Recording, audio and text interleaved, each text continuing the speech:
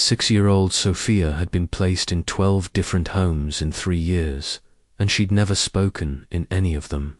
Social workers warned her new foster mother, Carol Davis, that Sophia might never communicate normally due to severe emotional trauma.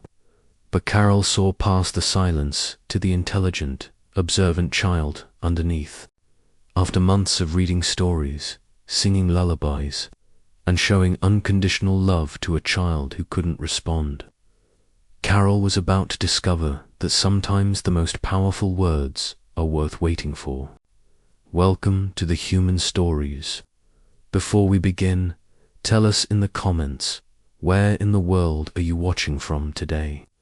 And if you believe that love can heal any wound, hit that subscribe button. This story will show you that sometimes the greatest miracles happen one word at a time.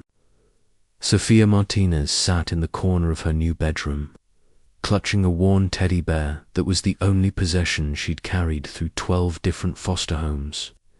At 6 years old, she had learned that silence was safer than speaking, that invisibility was better than being noticed, and that love was something that other children received but never lasted for her.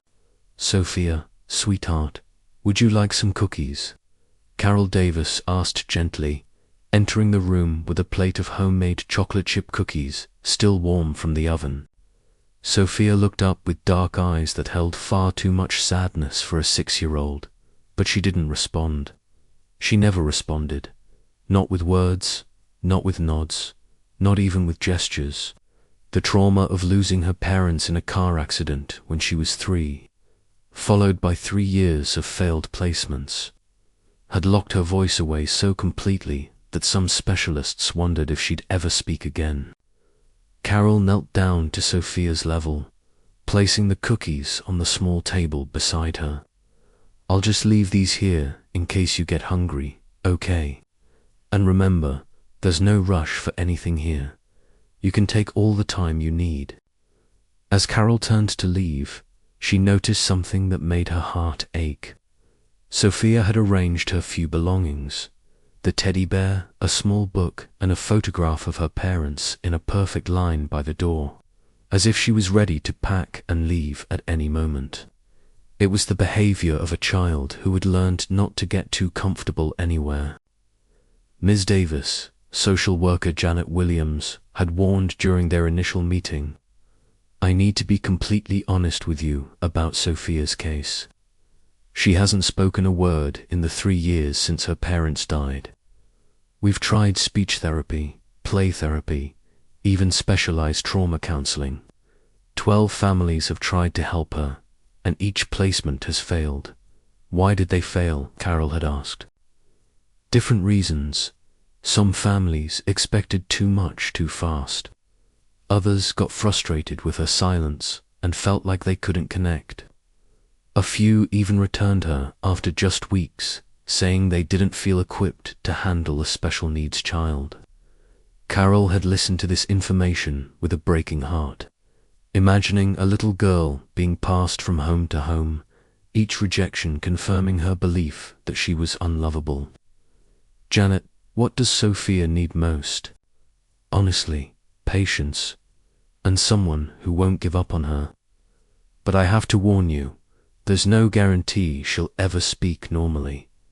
You might be caring for a silent child indefinitely." Carol had looked at Sophia's photograph, a solemn little girl with beautiful dark eyes that seemed to hold the weight of the world, and made a decision that would change both their lives.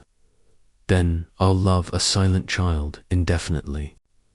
Now, 2 weeks into Sophia's placement, Carol was beginning to understand the depth of the child's trauma. Sophia would eat only when Carol wasn't watching, sleep with all her belongings within arm's reach, and flinch whenever anyone moved too quickly around her. But Carol also noticed things that others had missed. Sophia's eyes followed conversations with intelligence and understanding. She would position herself where she could observe everything happening in the house. And sometimes, when Carol was reading aloud or singing, Sophia would move closer, drawn to the sound of a gentle voice, even though she couldn't respond. "She's listening," Carol told her husband Tom that evening. "She understands everything. She's just ... protecting herself." The social worker said, 12 families have tried. Carol, what makes you think we can reach her when no one else has?" Carol looked toward the stairs where Sophia's room was located. "Because I'm not trying to fix her, Tom. I'm just trying to love her." Over the following months, Carol developed a routine that revolved entirely around making Sophia feel safe without any pressure to respond. Every morning, Carol would knock gently on Sophia's door and announce herself before entering. "Good morning, sunshine. I brought you some orange juice and toast.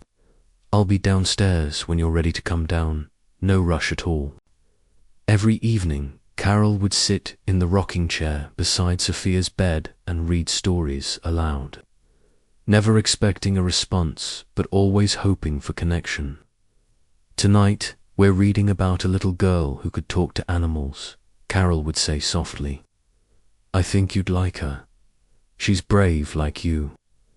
Sophia would listen from her bed, her eyes fixed on Carol's face, as if memorizing every expression, every gentle tone. The breakthrough moments came in tiny increments. After 6 weeks, Sophia began eating dinner at the table with Carol and Tom instead of waiting until they left the kitchen.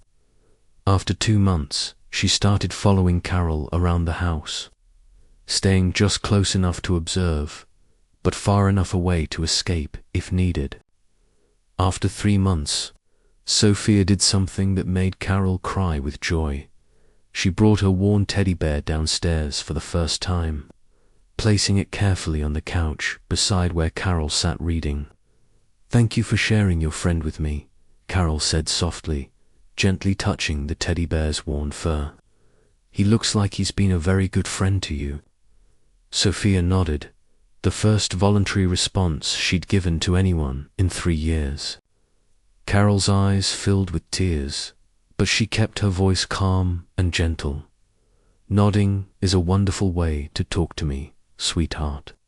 I understand you perfectly." From that day forward, Sophia began communicating through nods, headshakes, and pointing. It wasn't speech, but it was connection, and Carol celebrated every tiny step forward. The real test came during Sophia's 4th month with the Davis family, when she became sick with a high fever. As Carol sat beside her bed with cool washcloths and medicine, Sophia did something unprecedented. She reached out and grabbed Carol's hand. "It's okay, baby," Carol whispered, gently stroking Sophia's forehead. "I'm not going anywhere. I'll stay right here until you feel better." For the first time in 3 years of placements, Sophia had reached out for comfort instead of shrinking away from it. "She's starting to trust," Carol told the social worker during their monthly check-in. "It's slow, but she's healing." "Carol, I have to ask, are you prepared for the possibility that this might be as far as her communication develops? She may never speak." Carol looked toward the living room where Sophia was carefully arranging her toys in patterns that made sense only to her. "Janet, I fell in love with a silent little girl. If she never says a word, she'll still be the most precious gift I've ever received."